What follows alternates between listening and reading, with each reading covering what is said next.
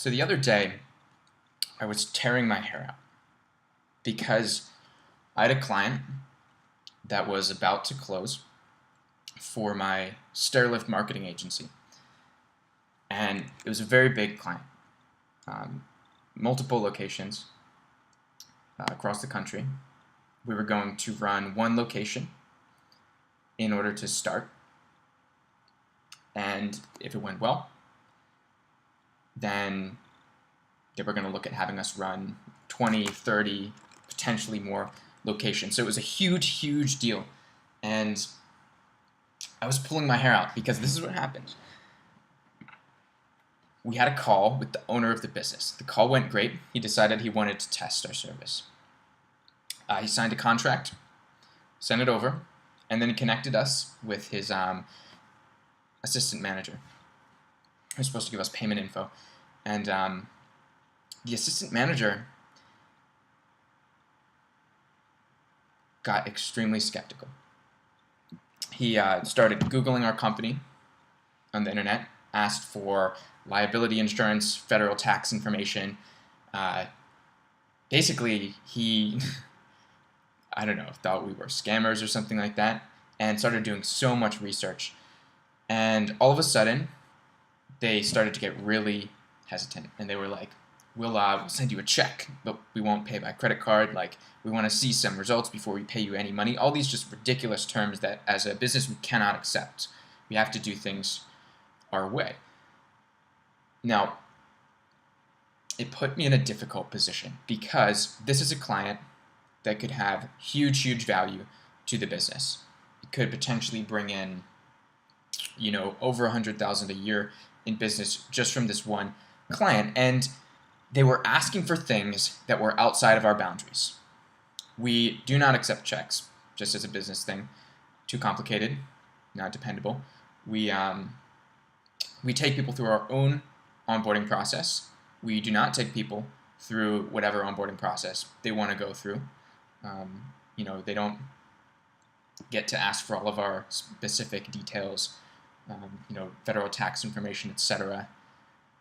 We move forward immediately when we get a confirmation, sort out everything from there. And they were trying to impose their own. They were trying to essentially overstep our boundaries. I didn't call it this at the time, but if I had, I would have dealt with it differently, which is the point that I'm getting to. So what happened was, eventually, they wanted all this information from us. We tried to give it to them. We kept bringing them up and giving them this piece of information, then this piece of information, and eventually, the owner was just like, too many calls, too much of a hassle, we're not moving forward. I'd already signed the contract. We could take them to court, but not worth it. And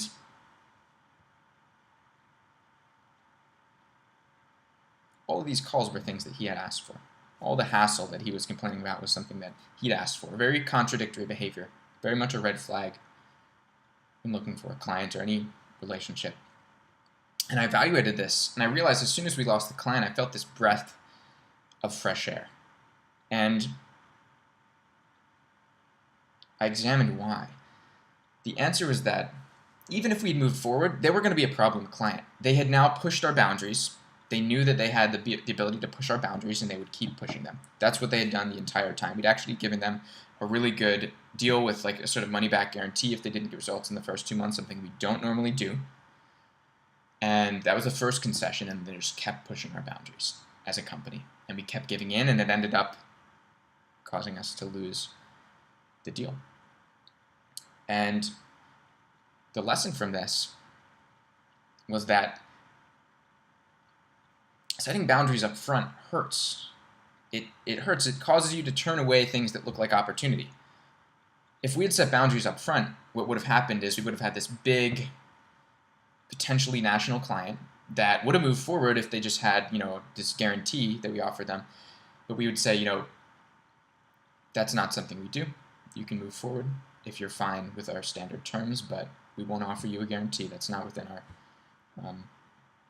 our terms because it puts too much risk on us. And so that's okay. And they probably would have said no, and it would have hurt. We would have felt like we lost a client.